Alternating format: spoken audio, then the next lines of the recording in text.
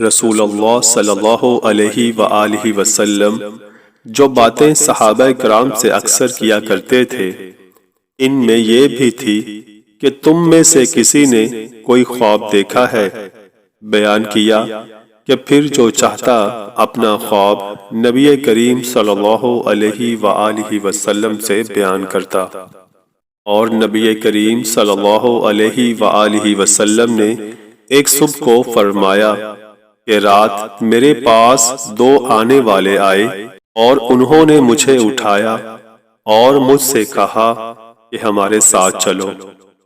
میں ان کے ساتھ چل دیا، پھر ہم ایک لیٹے ہوئے شخص کے پاس آئے جس کے پاس ایک دوسرا شخص پتھر لیے کھڑا تھا اور اس کے سر پر پتھر پھینک کر مارتا تو اس کا سر اس سے پھٹ جاتا، پھر پتھر لڑک کر دور چلا جاتا، لیکن وہ شخص پتھر کے پیچھے جاتا اور اسے اٹھا لاتا اور اس لیٹے ہوئے شخص تک پہنچنے سے پہلے ہی اس کا سر ٹھیک ہو جاتا جیسا کہ پہلے تھا۔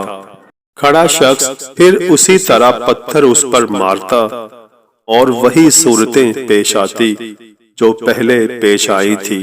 نبی کریم صلی اللہ علیہ وآلہ وسلم نے فرمایا کہ میں نے ان دونوں سے پوچھا سبحان اللہ، یہ دونوں کون ہیں؟ فرمایا کہ مجھ سے انہوں نے کہا کہ آگے بڑھو۔ فرمایا کہ ہم آگے بڑھے اور ایک ایسے شخص کے پاس پہنچے جو پیٹھ کے بل لیٹا ہوا تھا اور ایک دوسرا شخص اس کے پاس لوہے کا آنکڑا لیے کھڑا تھا اور یہ اس کے چہرے کے ایک طرف آتا اور اس کے ایک جبڑے کو گدی تک چیرتا اور اس کی ناک کو گدی تک چیرتا اور اس کی آنکھ کو گدی تک چیرتا۔ رسول اللہ صلی اللہ علیہ وآلہ وسلم نے بیان کیا کہ پھر وہ دوسری جانب جاتا، ادھر بھی اسی طرح چیرتا جس طرح اس نے پہلی جانب کیا تھا۔ وہ ابھی دوسری جانب سے فارغ بھی نہ ہوتا تھا کہ پہلی جانب اپنی پہلی صحیح حالت میں لوٹ آتی، پھر دوبارہ وہ اسی طرح کرتا جس طرح اس نے پہلی مرتبہ کیا تھا۔ فرمایا کہ میں نے کہا سبحان اللہ، یہ دونوں کون ہیں؟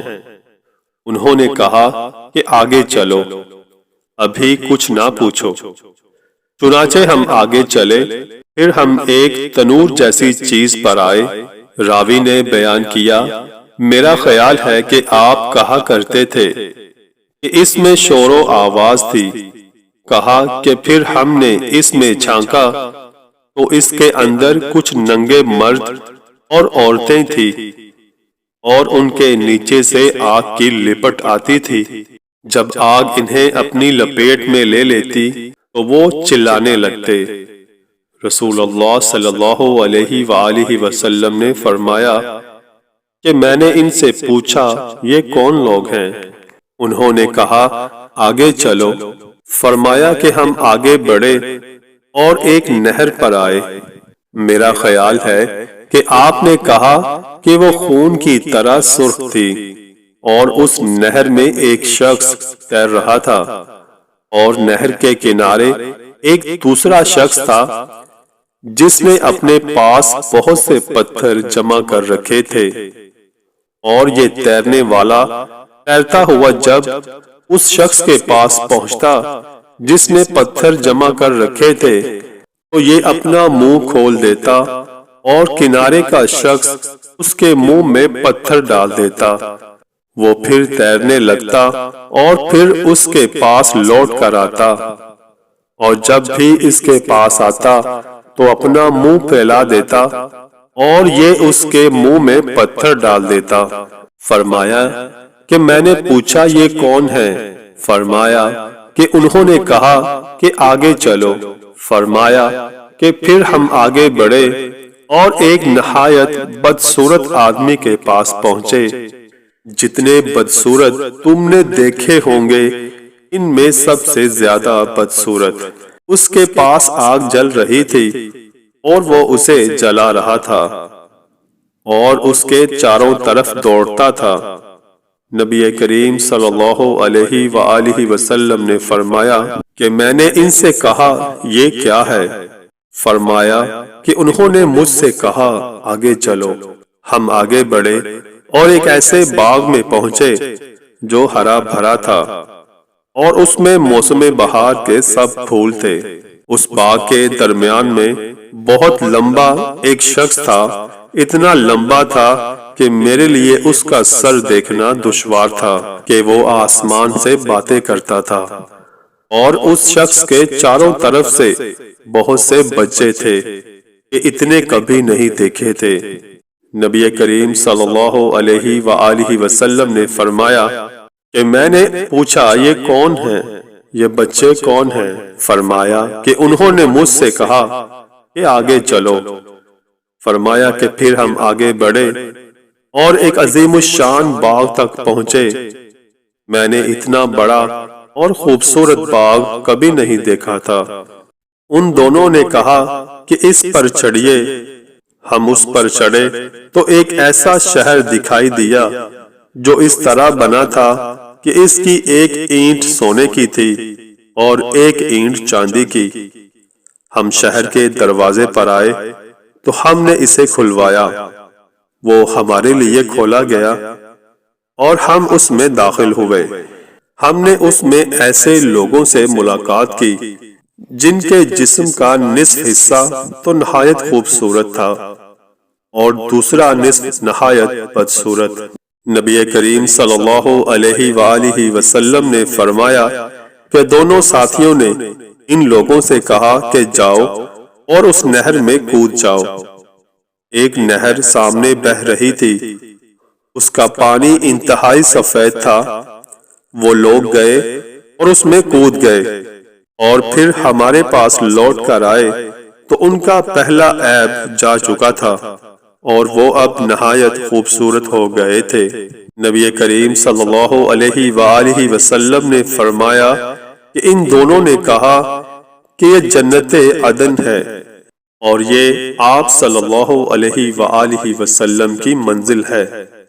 نبی کریم صلی اللہ علیہ وآلہ وسلم نے فرمایا کہ میری نظر اوپر کی طرف اٹھی تو سفید بادل کی طرح ایک محل اوپر نظر آیا۔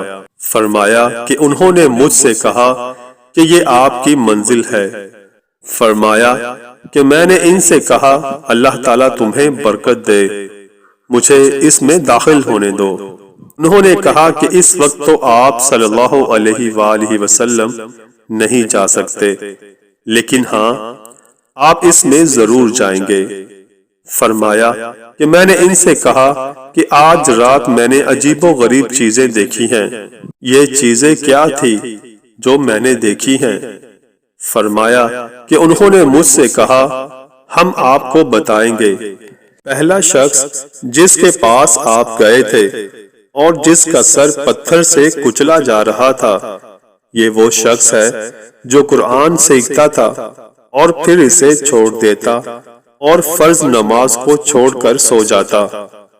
اور وہ شخص جس کے پاس آپ گئے اور جس کا جبڑا گدی تک اور ناک گدی تک اور آنکھ گدی تک چیری جا رہی تھی، یہ وہ شخص ہے جو صبح اپنے گھر سے نکلتا اور جھوٹی خبر تراشتا جو دنیا میں پھیل جاتی، اور وہ ننگے مرد اور عورتیں جو تنور میں آپ نے دیکھے وہ زناکار مرد اور عورتیں تھیں۔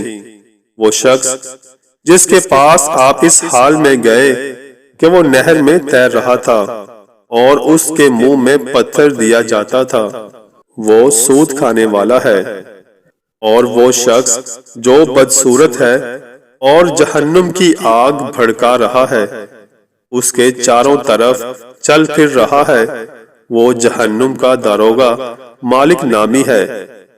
اور وہ لمبا شخص جو باغ میں نظر آیا وہ ابراہیم علیہ السلام ہے، اور جو بچے ان کے چاروں طرف ہیں تو وہ بچے ہیں جو بچپن ہی میں مر گئے کیا۔ اس پر بعض مسلمانوں نے کہا اے اللہ کے رسول صلی اللہ علیہ وآلہ وسلم، کیا مشرکین کے بچے بھی ان میں داخل ہیں؟ نبی کریم صلی اللہ علیہ وآلہ وسلم نے فرمایا کہ ہاں، مشرکین کے بچے بھی ان میں داخل ہیں۔